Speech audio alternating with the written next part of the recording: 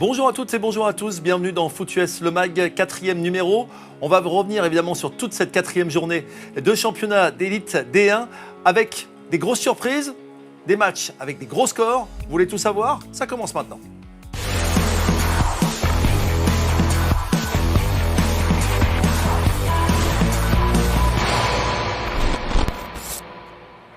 Et pour vivre donc, ou revivre tout simplement cette 4e journée de championnat, j'ai le plaisir d'accueillir avec moi Jean-Philippe Dingler, le head coach de l'équipe de France de football américain. On va regarder un petit peu tout ce qui s'est passé. Jean-Philippe, quels sont les matchs que vous allez observer le plus? On a plusieurs matchs. D'abord, notre match qu'on a commenté ensemble, le Cougar-Molosses, qui était un match intéressant. On s'attendait à voir les Molosses dans une bonne forme, mais on voulait voir aussi les Cougars s'ils étaient capables de capitaliser sur leur victoire face au Flash de la Courneuve.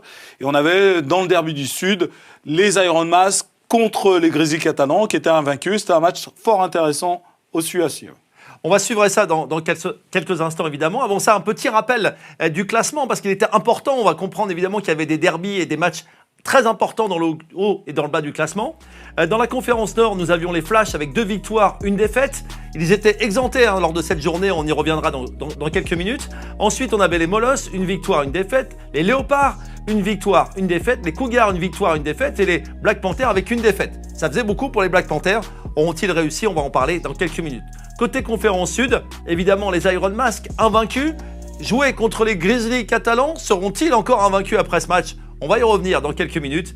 Les Blue Stars, donc avec 1 victoire, avec des matchs en retard forcément. Les Argonautes, 1 victoire, 1 défaite. Les Dauphins, 2 défaites. Et les Ours, 2 défaites. Il y avait encore des matchs de fin de classement. Et puis, il devait y avoir la semaine dernière des matchs qui avaient été reportés lors des semaines précédentes. Mais dans le sud de la France, pour l'instant, la météo n'est toujours pas bonne. Les matchs qui devaient être reportés ont été à nouveau reportés. Mais au moins, cette journée s'est plutôt bien passée, celle qui nous intéresse, puisque tout le monde a pu jouer. Et donc, on va avoir toutes les équipes en action. Et ça, ça fait longtemps que ça ne nous est pas arrivé. Effectivement. Voilà, on va commencer tout cela par la conférence Nord dans quelques secondes. Côté conférence Nord, il y avait donc 2 matchs, on va les prendre dans l'ordre qui se sont déroulés, avec les Léopards face aux Black Panthers. Dans les a priori, Black Panthers favoris? Oui, largement. Les Black Panthers sont le tenant du titre, champion de France sortant. Donc, ils doivent défendre leur titre. Et ils ont mal commencé puisque le seul match qu'ils ont pu jouer, ils l'ont perdu face au Flash de la Courneuve. Donc, ils doivent réagir face à ces Léopards.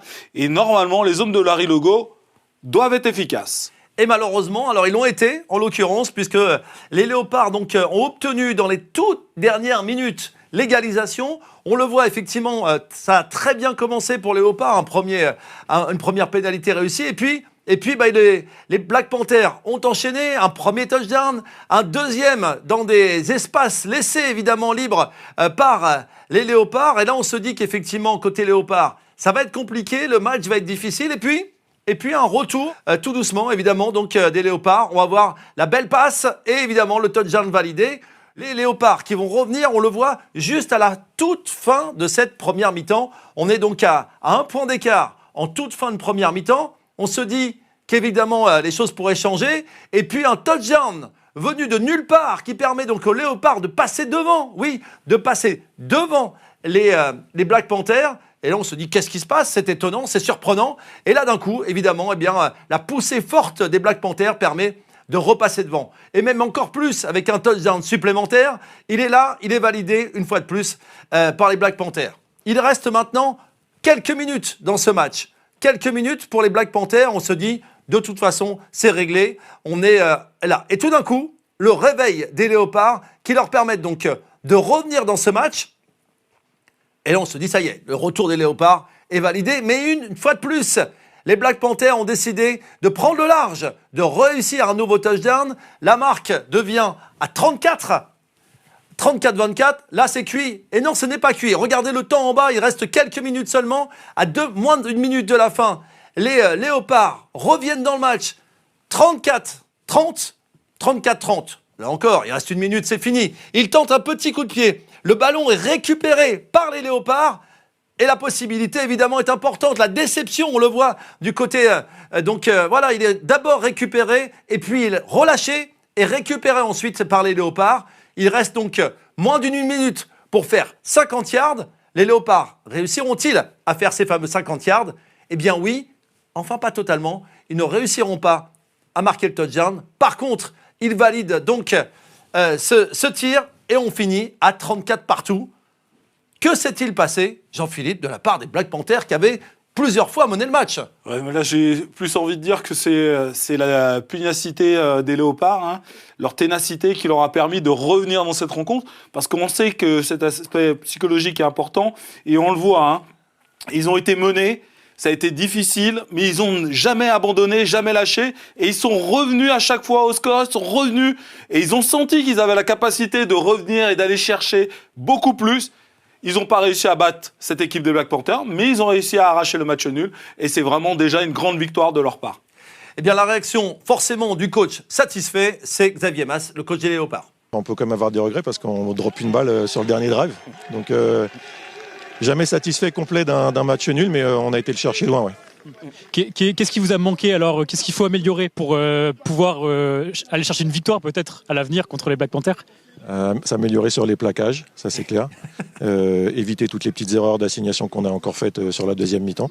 Mais il y avait plus d'envie que sur le match des Molosses et ça c'était un plus. Satisfaction, mais il y a encore un peu de travail. Mais forcément, on est coach, on n'est jamais satisfait. Alors après, de l'autre côté, vous avez un Larry Legault, toujours au micro de Yann Rivalon et de Streamez-vous. Vous allez voir, c'est du grand spectacle, le coach des Black Panthers. Je pense que c'était un bon match pour le public. On a joué le Père Noël et je pense que je suis un coach con parce qu'on a joué stupidement aujourd'hui. On peut voir des erreurs sur des pénalités, des offsides, des busts en coverage, des balles échappées, etc. Donc on a été très généreux. Voilà, c'est une bonne équipe en face. Ils font du bon boulot. Nous, il faut qu'on se concentre sur ce qu'on a à faire et il faut qu'on joue mieux que ça. Le gros souci aussi qu'il y a pu avoir en ce début de saison, c'est la blessure de Tabora Junior, votre quarterback titulaire. Comment vous estimez son remplaçant qui a pris les rênes de l'attaque aujourd'hui? Excellent, franchement excellent. Un jeune homme qui est très sérieux, qui a pris ses assignations en juste quelques jours, vraiment super. Donc rien à lui reprocher. C'est plutôt l'entourage qui l'a laissé tomber. C'était donc des cadeaux des Black Panthers, cette réaction, moi, me fait beaucoup rire. Ouais, Larry Legault, lui, il n'avait pas l'air de vouloir rigoler. Il était plutôt désappointé et vraiment très, très désolé par rapport à la prestation de son équipe, puisqu'il a trouvé que ils avaient fait beaucoup d'erreurs de discipline, beaucoup de pénalités concédées, beaucoup de balles échappées, beaucoup d'erreurs d'assignation. Et ça, pour un coach, c'est la pire chose qui puisse arriver. Se tromper dans les assignations alors qu'on les a répétées semaine après semaine, pratique après pratique. Et on ne peut pas se tromper alors qu'on a déjà fait les corrections durant les semaines qui sont passées. Et ça, je peux vous assurer que les joueurs des Black Panthers, dans la semaine qui va suivre, ils vont souffrir parce qu'ils vont devoir répéter à nouveau leur gamme et ne pas commettre d'erreurs, sinon ils ne vont plus revoir le terrain. Voilà un peu comment on fonctionne côté coach. Alors, le deuxième match que vous avez pu suivre d'ailleurs sur Streamez-vous, on était ensemble en ce dimanche après-midi. Cougar-Molosses, on s'attendait à un match plutôt équilibré et on a eu un match plutôt déséquilibré. Une victoire large, très très large, des Molosses chez les Cougars, 41-6. Oui, les Molosses qui sont arrivés avec le mort aux dents et qui n'ont jamais lâché la proie qui était ces Cougars, et ils les ont mangés jusqu'à l'os. Donc ils n'ont rien laissé à cette équipe des Cougars qui n'a que très rarement trouvé des solutions, notamment sur ce touchdown. C'est la seule. Voilà. Et après, ils n'ont pas pu avancer. Ils ont eu une deuxième opportunité qu'ils n'ont pas su concrétiser. Mais alors, chapeau bas à ces Molosses qui ont vraiment fait un match quasi parfait. Ils ont été très rapides sur le quarterback. Ça a vraiment tout changé de la part de la défense des Molosses. Parce qu'évidemment, on va voir l'efficacité en attaque. Quasiment, ils ont marqué à chaque fois qu'ils avaient un drive. Oui, ils ont marqué quasiment sur tout leur drive, à part un où ils ont été obligés de se dégager et interrompus par la mi-temps, c'est tout. Donc là-dessus, il n'y a pas eu photo. Et après, ils ont mis une très grosse pression sur le quarterback des Cougars, d'ailleurs qui a été remplacé parce qu'il a subi à de nombreuses reprises des gros contacts. Et on voit ici le fumble remonté pour un touchdown de la part de l'autre Américain de cette équipe des Molosses. Voilà donc victoire très très large donc des Molosses face aux Cougars. Les Cougars qui avaient battu les Flash, en tout cas de façon très probante il y a maintenant 15 jours. Et là qui prennent une grosse claque à domicile. On va voir un petit peu comment a réagi le coach Stéphane Bagot. C'était Après, sur on n'a pas Streamez-vous. su rectifier en deuxième mi-temps. On aurait pu repartir avec des bonnes intentions, mais on n'a pas su transformer les quelques occasions qu'on a eues. Puis après, on s'est mis en difficulté quand même souvent tout seul. Donc, on ne s'est pas aidé. Et après, en face, ils avaient une équipe qui était carrée, qui avançait. Donc, il y avait un état d'esprit qui n'était pas là. On n'a pas retrouvé forcément des automatismes non plus. Il y a des choses qui sont mieux, donc il va falloir se baser dessus. Mais il y a beaucoup de choses à retravailler. C'est ce que j'avais dit avant le match aux joueurs. Ce qu'on a fait, la semaine dernière, il faut savoir le refaire. Et là, on n'a pas su le refaire parce qu'on n'avait pas forcément le bon état d'esprit. Voilà donc déception forcément du coach des Cougars. Oui, tout à fait. Rien n'est allé. Oui, puis on sent que c'est l'état d'esprit de son équipe qui ne lui a pas plu. Il n'a pas aimé la façon dont son équipe est rentrée dans la rencontre, comment son équipe a réagi par rapport à l'impact qu'a mis cette équipe des Molosses, l'intensité dans le jeu. Et ces Cougars-là, ils n'ont pas réussi à mettre la même intensité. Ils n'ont fait que subir. Et donc, ils ont pris une grosse et lourde défaite à domicile. La réaction maintenant du coach défensif des Molosses, c'est Benjamin Marceau. Lui, forcément satisfait. La défense a été très efficace ce soir. On est très heureux du résultat. Tout n'était pas parfait, surtout sur l'attitude. Il faut qu'on travaille encore là-dessus.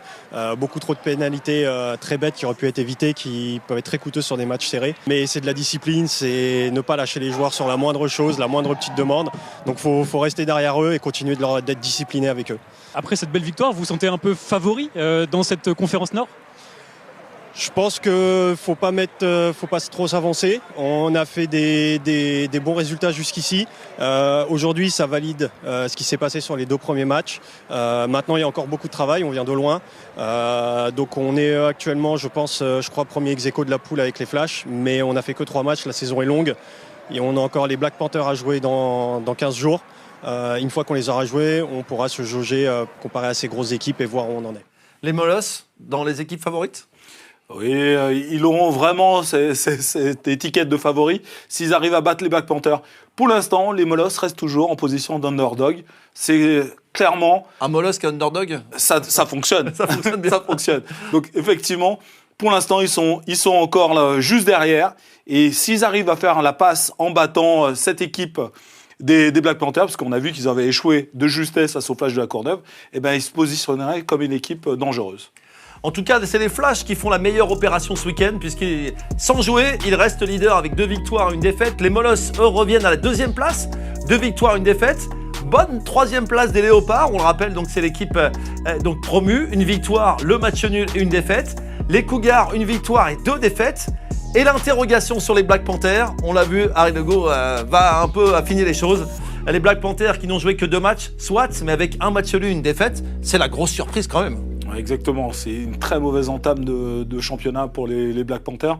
D'avoir déjà pas pu commencer la saison comme tout le monde, avoir perdu leur quarterback américain qui les avait menés au titre la saison dernière. Ils ont dû faire appel à un nouvel quarterback américain, un nouvel import. Donc on va voir le temps que ça prenne, la mayonnaise prenne, mais il va falloir réagir et réagir très vite parce qu'on n'a plus de temps à perdre du côté des Black Panthers.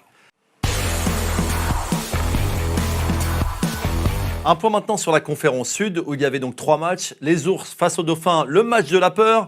Les Blue Stars face aux Argonautes, ça c'était le derby. Et évidemment donc ce match entre les Grizzlies, les Iron Mask, le match de haut de tableau. On va commencer par les Ours face aux Dauphins. Victoire des Dauphins chez les Ours, 20-9. Ça se complique vraiment difficilement pour les Ours maintenant. Et pourtant ils avaient bien commencé les Ours avec cette interception remontée pour un touchdown. Voilà, ça c'était une belle entame de rencontre. Malheureusement, ça n'a pas suffi. Voilà, effectivement, donc victoire des Dauphins. Les Dauphins donc, qui ont été au-dessus quasiment pendant tout le match, 20-9. Les Dauphins donc, de Nice qui ont réussi dans ce match de la peur à rester en vie. Après, eh bien, toutes ces défaites, évidemment, c'était un match important. Ça sent un peu la difficulté pour les Ours sur la fin de saison quand même. Il reste encore quelques matchs, mais il va falloir très très vite réagir, et notamment en allant chercher les Argonautes d'Aix-en-Provence, qui sont la 2e équipe en difficulté dans cette conférence Sud. Voilà donc les ours défaites à domicile 9-20 face aux Dauphins et la réaction évidemment donc, du coach Yannick Fattorini, le coach des Dauphins, satisfait forcément de cette victoire et de ses premiers points pris dans cette saison. Ça a été un match engagé. On sentait que c'était un peu le match de la peur parce que les deux équipes avaient 0 victoire. Première mi-temps, on aurait dû mener 2 TD. On loupe le coche, on a dominé sur le sol. En deuxième mi-temps, ils ont pu s'ajuster, ils sont rentrés un peu plus dans la boîte. Ils ont laissé lancer en gros notre quarterback. On a fait des erreurs dès la deuxième mi-temps. Heureusement qu'on est resté dans le match. Et en gros, les efforts de la première mi-temps, en gros l'usure qu'on a pu leur donner au niveau de leur défense a été bénéfique donc à la fin du match parce que à la fin on marque 2 TD donc voilà, ça fait du bien et j'espère que ce sera la première victoire d'une longue série. Satisfaction évidemment donc des Dauphins. Il va falloir continuer pour pouvoir espérer d'autres choses dans cette deuxième partie de saison. Ensuite, évidemment, c'est le derby entre Marseille et Aix-en-Provence. Il n'y a que quelques kilomètres. Les étudiants marseillais vont faire leurs études à Aix-en-Provence pour vous donner quelques éléments. Et puis les Blue Stars. Les Blue Stars, c'est le finaliste de l'année dernière. Eh bien, victoire des Blue Stars face aux Argonautes. 34-6, les Argonautes qui n'ont quasiment pas existé. Et le derby des Bouches-du-Rhône entre ces deux équipes qui sont plutôt ennemies qu'amis, et pourtant ils ne sont pas très loin l'une de l'autre. Donc c'était un match très important, mais les Blue Stars n'avaient qu'une envie, c'était de croquer ces Argonautes, et ils n'en ont fait qu'une bouchée. Et avant de voir ce match, élément très important, on parlait d'amis, d'ennemis, eh bien, les cheerleaders, les filles d'un côté comme de l'autre, ont décidé de faire un petit truc juste entre elles pour montrer effectivement le côté sororité de la part des cheerleaders. Voilà un petit peu ces images qui sont proposées. Elles ont travaillé ensemble pour faire un spectacle sur la mi-temps, spectacle de cheerleaders, donc sur cette mi-temps entre donc, les Blue Stars et les Argonautes. On voulait faire un petit clin d'œil, c'est vrai que ce côté spectacle très apprécié aux USA. On l'a un petit peu en France sur quelques clubs qui mettent en avant, en tout cas on voulait mettre justement en avant ce petit côté sororité entre les cheerleaders donc des Blue Stars et des Argonautes. Il faut noter qu'il y a une vraie compétition de cheerleading en France qui est menée par la Fédération de football américain. Voilà, donc on revient sur ce match. Victoire donc très large des Blue Stars de Marseille face aux Argonautes, 34-6. On ne s'attendait pas à un score aussi fleuve.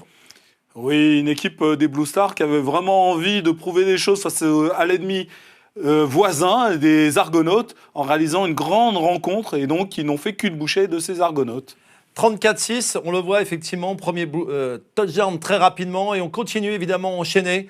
Les Blue Stars avec des possibilités incroyables. Il y a des boulevards effectivement dans cette défense des Argonautes. Les Argonautes qui ont été il y a quelques années la première équipe du Sud à être champion de France. Et on revoit effectivement les Blue Stars qui sont en train de monter en régime. On l'a vu, on a bien compris qu'effectivement l'année dernière c'était un peu l'équipe surprise. Et bien maintenant c'est l'équipe qui valide. Oui, ils doivent valider encore plus parce qu'il faut dominer cette conférence sud. Et maintenant, ils ont un nouveau rival qui sont les Grizzlies catalans. Donc on va attendre de voir cette rencontre, les deux oppositions qu'ils vont avoir contre les Grizzlies catalans pour pouvoir juger cette équipe des Blue Stars de Marseille. Le sud-est contre le sud-ouest, ce sera à suivre évidemment. Il a transpercé toute la défense des Argonautes, un truc assez impressionnant. Habituellement, avec les running backs, on avance de quelques yards. Là, il a tout explosé. Et une dernière, évidemment, pour la route. Voilà, juste derrière, bien placé. Victoire donc relativement facile, 34-6 donc pour le derby donc, du Sud-Est entre donc, les Blue Stars et les Argonautes. La réaction, évidemment, du coach des Blue Stars, Bavong Supantavong, c'est à lui. Satisfait du résultat, 34-6. Ça fait un mois qu'on n'a pas joué, donc ça a la saveur d'un premier match de la saison. Donc il faut qu'on commence à enchaîner maintenant. Comme je disais, en faisant un match plus que moyen et haché par les fautes, on se retrouve avec pratiquement 30 points d'écart. Je ne vais pas cacher mon plaisir et on retourne au boulot dès mardi pour préparer les Dauphins. Un match qui évidemment s'enchaîne, c'est important. Grosse déconvenue pour les Argonautes. Emmanuel Maguet, le coach, en parle.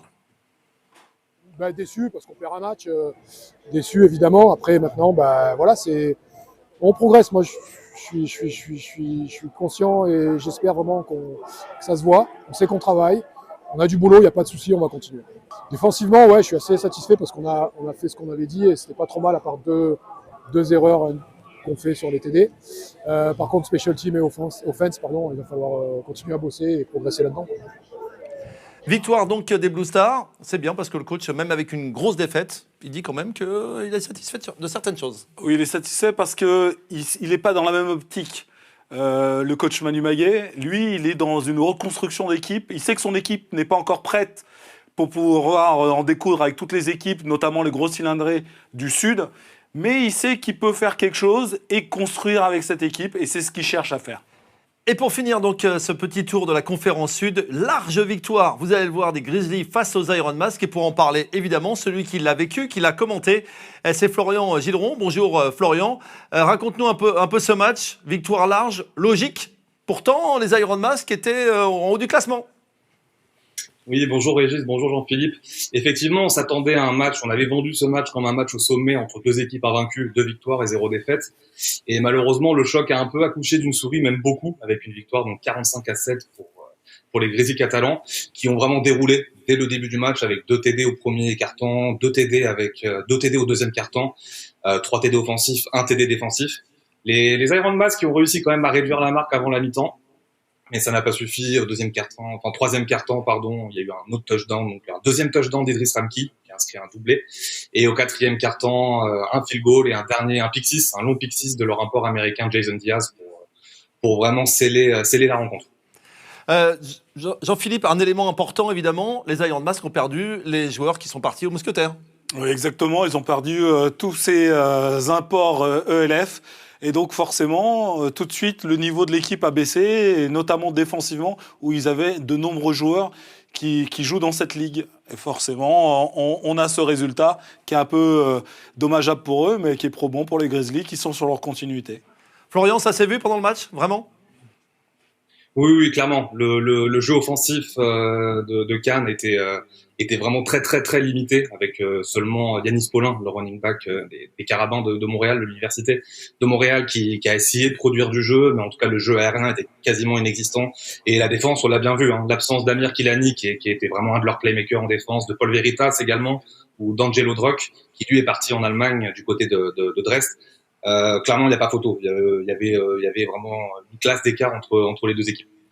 Et en discutant un petit peu avec les équipes de Cannes, avec les Iron Mask, c'est quoi le sentiment sur la deuxième partie de saison ? Alors, je peux pas trop dire, j'ai pas pu discuter. J'ai discuté avec l'entraîneur avant la rencontre. Il n'y avait pas d'excès de confiance, clairement. Il savait bien, je pense que ça allait être plus compliqué à partir de cette rencontre contre les Grizzlies catalans. Il s'attendait à un premier test, c'est ce que m'a dit Christophe Serre. Et bon, je pense que le test n'a pas été très concluant, et je pense qu'ils peuvent s'attendre à une fin de saison un peu, en tout cas pas aussi facile que le début de la saison, évidemment. Autre mot évidemment important sur ceux qui vont se présenter comme les favoris de la conférence Sud, c'est les Grizzlies qui continuent à enchaîner les victoires. Ouais, ils continuent à enchaîner les victoires, et on peut pas s'empêcher de se dire quel dommage de pas les avoir vus jouer contre les Blue Stars de Marseille la semaine dernière. Match reporté à cause d'un épisode méditerranéen du côté de Marseille. Donc maintenant, ce qu'on attend surtout, ça va être leurs 2 confrontations normalement ils vont avoir lieu coup après coup, semaine, vraiment 2 confrontations, le match retour qui aura lieu avant le match aller au mois d'avril. Donc c'est vraiment quelque chose qu'on attend avec hâte. Ça va être vraiment le vrai duel au sommet qu'on attendait dans la conférence Sud. Voilà, donc les choses se sont évidemment positionnées. Merci beaucoup Florian. On va avoir la réaction justement de Christophe Serre. Tu en parlais il y a quelques instants. Forcément un coach un peu dépité. On savait que ça allait être un match compliqué contre une grosse équipe, mais on pensait pas prendre autant. Notre défense a réussi à les mettre pas mal de fois en 4e, mais à chaque fois de naïveté, on a pris des gros jeux sur les 4e, et offensivement on n'a pas réussi à mettre en place notre plan de jeu, qui était de jouer plus à la passe car ils nous attendaient à la course. Mais malheureusement, on a eu très peu de succès en début de match, ce qui nous a fait sortir de notre game plan et sortir de ce qu'on avait prévu de faire. Donc on est assez déçus de notre match, mais on va continuer à travailler pour le prochain match contre les Ours. Florian le disait, les Grizzlies sont désormais les favoris de la conférence Sud, quasiment. Peut-être avec les Blue Stars, il y aura peut-être match. Et donc, il a surtout parlé de ces deux rencontres qui vont arriver. Le match retour avant le match aller entre les Blue Stars et les Grizzlies catalans. Et l'équipe qui gagnera ces deux rencontres-là fera un grand pas pour la qualification et la domination de la conférence Sud. Et bien justement, la conférence Sud, on fait un point sur le classement. Les Grizzlies sont en tête avec 3 victoires. À suivre évidemment dans les prochaines semaines. Les Iron Mask seront-ils en capacité dans les prochaines semaines de se relever, de continuer ou de s'écrouler en fonction des joueurs qui sont partis? Et puis enfin, donc, en troisième, les Blue Stars, donc, avec 2 victoires. Les Dauphins, 1 victoire, 2 défaites, on en a parlé tout à l'heure. Les Argonautes, on s'attendait un petit peu mieux de leur part. 1 victoire et 4 défaites. Et pour les Ours, c'est pas rédhibitoire, mais déjà 4 défaites, ça fait beaucoup quand même. Oui, les Ours qui sont très mal engagés dans cette conférence avec que des défaites. Et justement, tout le monde attend de les jouer pour avoir une journée où on peut se sentir mieux. Parce que pour l'instant, ils sont dans une spirale négative. Et donc les Iron Mask doivent espérer justement rencontrer les Ours. C'est leur prochaine rencontre pour pouvoir se relancer dans ce championnat. Et malheur aux Ours s'ils ne réagissent pas rapidement parce qu'on va vite arriver à la deuxième partie de saison et ça va être compliqué si on commence avec 5 défaites. Il est temps maintenant de se projeter dans cette journée qui va avoir lieu dans une quinzaine de jours maintenant, avec des matchs d'importance dans la conférence Nord. On va commencer par ça. Black Panther, Molos. Les Black Panthers doivent gagner. Les Molos, s'ils veulent continuer d'être un outsider, doivent aussi gagner. Ça va être un match très important. Oui, exactement, c'est une belle affiche parce que les Molos, ils sont sur une dynamique. Ils doivent capitaliser en battant cette équipe des Black Panthers. Et les Black Panthers ont déjà perdu suffisamment de temps. Ils ne peuvent pas se permettre encore un nouveau revers. Et donc, ils doivent réagir et commencer leur championnat avec une victoire. L'autre match, les Léopards continuent donc leur match à domicile pour le deuxième face aux Flash. Les Léopards hargneux face à des Flash favoris. Alors, on en dit quoi? Alors, ça va être compliqué parce que le Flash va se déplacer à Rouen pour jouer les Léopards. Les Léopards sont sur une bonne dynamique puisqu'ils ont su montrer du caractère en revenant au score et en manquant de remporter ce match contre les Black Panthers. Le Flash est diminué puisqu'ils ont perdu lors du dernier match leur quarterback. Et ça va être un match fort intéressant parce que les Léopards ont une carte à jouer. Un mot, est-ce qu'entre deux, comme ça a été le cas d'ailleurs sur les Black Panthers, est-ce que les Flash vont recruter, pourquoi pas, un nouveau quarterback?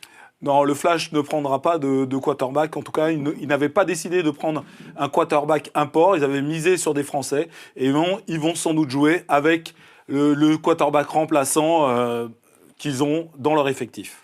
Black Panther, Molos, Léopard, Flash, 2 gros matchs de la conférence Nord. On va passer à la conférence Sud, où on va imaginer très facilement d'un point de vue de classement les résultats. Les Argonautes qui accueillent les Grizzlies.